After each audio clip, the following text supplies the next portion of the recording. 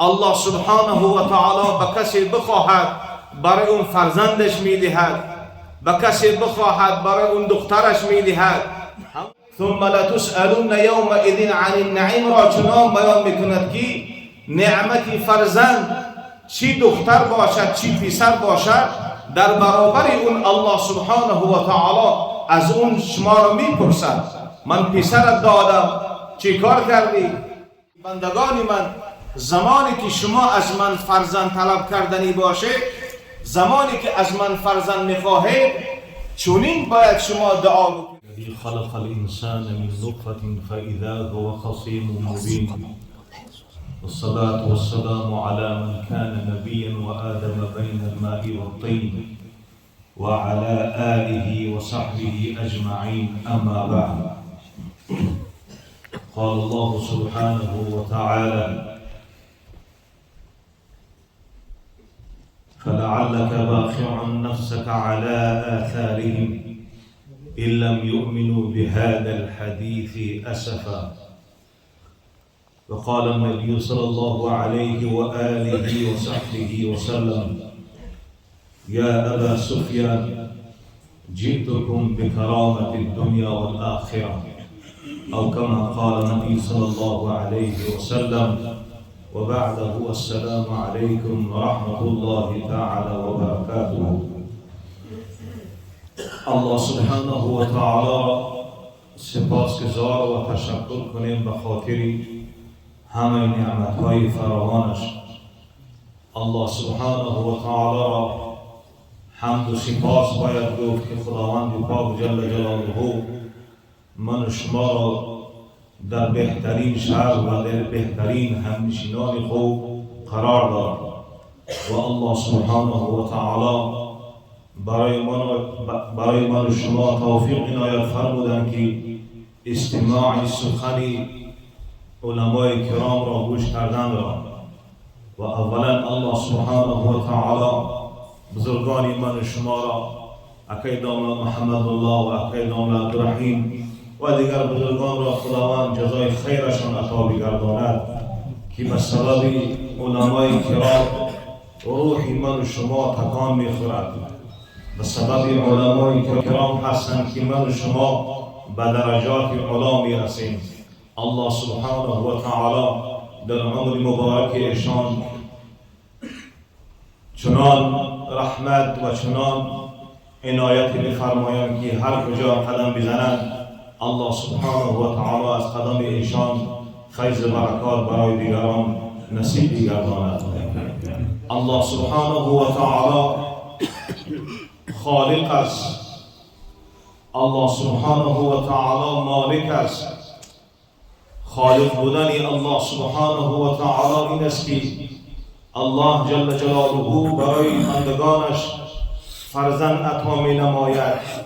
الله سبحانه و تعالی خالقش این است که برای من و شما بندگانش نعمتهای خودشان را سرازیر می نماید تا که بندگان من از نعمتهای من استفاده ببرند و من خالقشان را فراموش نکنند. اعتمادشان بر این باشد که من هستم خالق اینها، من هستم آفریدگار اینها، من هستم رازق اینها.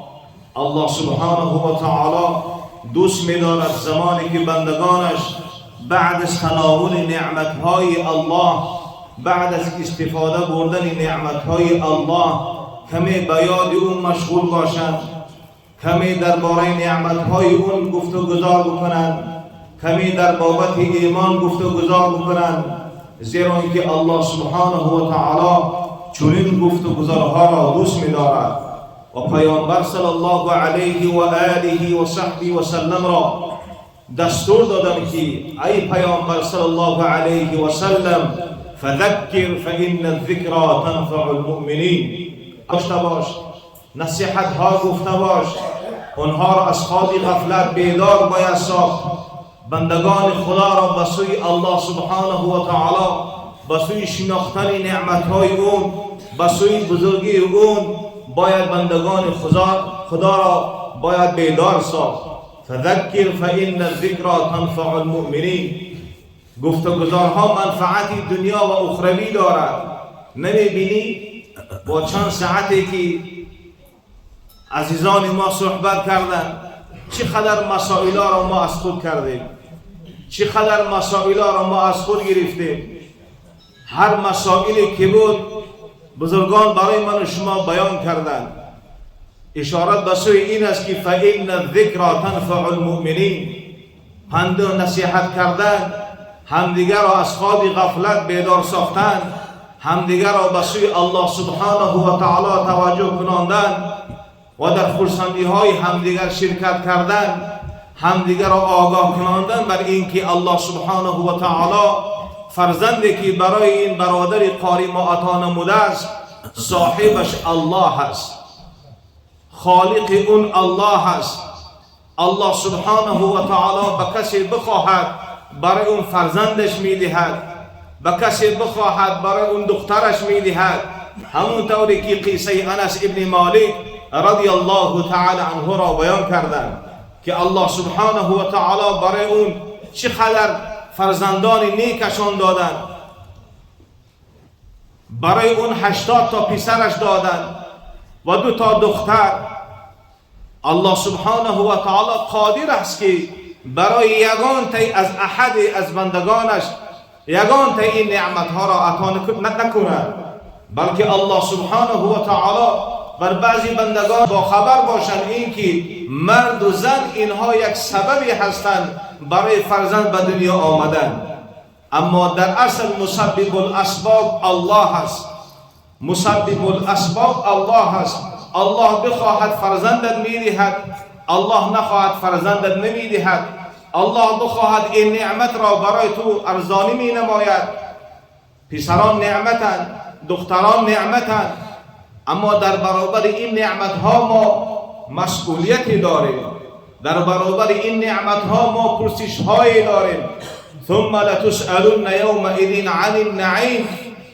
قاضی بیضاوی رحمت الله علیه ثم لتسألن یومئذ عن النعیم را چنان بیان میکند که نعمت فرزند چی دختر باشد چی پسر باشد در برابر اون الله سبحانه و تعالی از اون شما را میپرسد. من پسرت دادم چی کار کردی؟ حق پسر را ادا کردی؟ حق دختر را ادا کردی؟ آیا خداشناسی را برای پسرانت بیان کردی؟ در بابت خداشناسی برای فرزندانتان گفته؟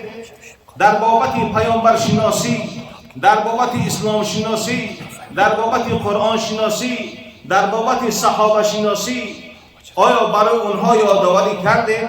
آیا فرزندانتان را تعلیم داده؟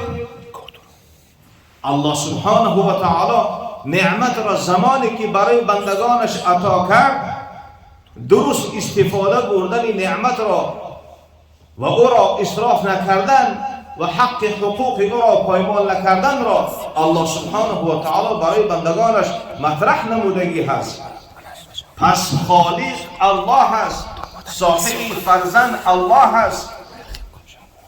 الله سبحانه و تعالی از خودش من و شما تعلیم دادگی هستند که بندگان من زمانی که شما از من فرزند طلب کردنی باشه، زمانی که از من فرزند میخواهید چنین باید شما دعا بکنید، چنین باید درخواست بکنید که ربنا هب لنا من ازواجنا و ذریاتنا قرة اعین. پروردگارا برای ما فرزند نمیده که هم سالم باشد و هم صالح. فرزندی هست که سالم است اما صالح نیست، فرزندی هست که صالح است اما سالم نیست، فرزندی هست که نه صالح است و نه سالم، اصلا به درد نمیخورد. الله سبحانه و تعالی فرمودن که از من چنین طلب بکنید که ربنا هب لنا من ازواجنا و ذریاتنا قرة اعین. فرزندی که فردا من او را نگاهش بکنم بسیار بسیار خوشحال بشم، وقتی نظرش که بکنم بسیار خوشحال بشم. زمانی که پسرت اگر از اهل قرآن باشد چقدر خوشحال میگردی. وقتی که پسرت یک انسانی مفید باشد، یک انسانی فایده آور باشد، آیا سبب افتخارتون نمیگردد؟ آیا سبب خوشحالیتون نمیگردد؟ ربنا هب لنا من ازواجنا و ذریاتنا قرة اعین وجعلنا للمتقین اماما. پروردگار فرزندان صالح و صالحه و سالم و سالم فرزند به دنیا می آورد. چارپای هست که تا 20 تا را می زاید اما ودرد نمی خورد. فرزندی که اون فرزند باید در دنیا و در آخرت سربلندی من و تو را بیان بکند. فرزندی که در دنیا و در آخرت سببی نام نیک باقی مانده من شما بگردد. خدا رحمت شد که قبلگاه ما را زمانی که سال 99 هست، زمانی که ما اراده سفر داشتیم برای تحصیل، ما را تا همون فرودگاه برد. وقتی که در فرودگاه که رسیدیم، قبل از اینکه از ماشین بفراییم همین تا زانو مقبی گفت ها بچه، گفتم لبیک. گفت میدونی که جا میره؟ گفتم بله. گفت چند چیز میگم در سر دیگی، ای سر بیرون نکنه. گفتم خوب قبول. گفت هر که جایی که میره فراموش نکن این که اولا که تو مسلمانی. هر که جایی که میره فراموش نکن که تو مسلمانی. ثانیاً این که کاری نکنی که در حق من و در حق ملت من و در حق اجداد من داغ بیاوری. کاری نکنی که در حق من و در حق ملت من و در حق شأن شؤون اجدادی من داغ بیاوری. گفتم قبول. گفت اینها را از خود بکن که سببی خم گشتن سر ما بگردد. کاری بکن که این سر ما بلند بگردد. ما گفتیم قبول. و هر چی که گفتند از جمله نصیحت هاشون همین بود. و زمانی که من و شما فرزندانمان را به سوی یک کجا میفرستیم، چی به سوی روسیه ها یا نمیدونم به کجایی هم که باشد نباشد، باید اونها را یادآوری کرد که پسرم تو کی هستی، باید بدانی. فراموش نکن که تو کی هستی. تو را کی میگویند؟ تو را از کدام ملت میگویند؟ تو را از کدام اجداد میگویند؟ از کدام قبیله هستی؟ و فراموش نکن اینکه عقاید و اعتقادات ایمانی که داری او را هر کجا که باشی او را از دست نده. برای چی امروز جوانان ما میروند مسکو، در مدت 1 سال و 6 ماه یا اینکه 2 سال نیستن میآیند، کارشان فقط به تحقیر کردن بزرگان است. کارشان فقط تحقیر کردن است. کلان سالان را تحقیر کردن، در حالتی که وظیفه تخصصی اون همش فکلافه کردن است. اون نه محدث است، نه مفسر است، نه طالب علم است. اما میبینی که بعد از 2 سال یا اینکه 6 ماه میگردد میآید، شروع به حدیث خواندن، شروع به بیانات میگردند، در حالتی که اصلا از دین خبری ندارد مکمل. برای چی چنین است؟ برای اینکه در خانه در بابت پیامبر شناسی و در بابت خدا شناسی و در بابت حدیث شناسی و در بابت مذهب شناسی اصلا نه پدر و نه مادر و نه کسی دیگر برای اون اطلاع دادگی نیست. در چنین محفل ها شیشتگی نیستند. شیشتگی نیستند. ما میده بودیم، شما هم یاد دارید همگیتان که از اهل علم یک طرف، بلکه از همون موسفیدان پاکی که در مسجد ها می نشستند، از همون ها می شنویدیم که بچم بنده کی؟ بگو بنده خدایم. امتی کی؟ امتی حضرت محمد مصطفی صلی الله علیه وسلم. در مذهبی کی؟ در مذهب امام ابو حنیفه. از چهاریار کی را میشناسی؟ ابوبکر و عمر و عثمان و علی و غیره و غیره. در حالتی که همین چیزها برای ما بسنده بود. همین چیزها بسنده بود. پس نعمت برای من و شما الله سبحانه و تعالی عطا نموده است که این فرزند است. فرزندان را باید خوب کنترل کرد. نمی شود که او را لجامش را همین طور به حال خود بگذارید. حضرت آدم علیه السلام بیشتر که شد، فرزندانشان بیشتر که شد، برای تربیت اونها الله سبحانه و تعالی برایش چنین فرمود که لا ترفع عصاک من اهلک، لا ترفع عصاک من اهلک، تیاق ادبت را از بالای فرزندانت نبردار. معناش یعنی این نیست که اون بچه تا تو سخت بدن او را معیبش بکن، چون این نیست. لا ترفع عصاک من اهلک یعنی که سیاست خود را، تربیت خود را، نصیحت خود را از بالای فرزندانت نبردار. عزیزش بدار و بنازش مدار. او فرزندت را دوست می‌داری، دخترت را دوست می‌داری، اما ناز او را برداشت نخواهی کرد. او را سرهویش نمی‌مانی. او را سرهویش که ماندی اون دیگر از دست می‌رود. الله سبحانه و تعالی فرزندان من شما را از اهل تقوا و از اهل مسجد بگرداند.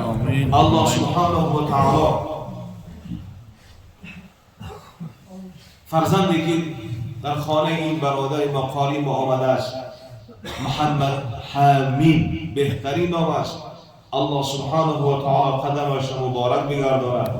پروردگارا به شرافت قدوم مبارک این فرزند سالم و صالح دیگر برادران را که هست فرزند طلب باشند، الها از خزانه رحمت خودت برای ایشان فرزند صالح عطا بگردان. پروردگارا به شرافت این محفل خوب و طفیل علمای کرامی که اینجا حضور دارند، خدایا فرزندان همه را به مکتب الرحمن و علم القرآن نصیب بگردان. اللهم اهدنا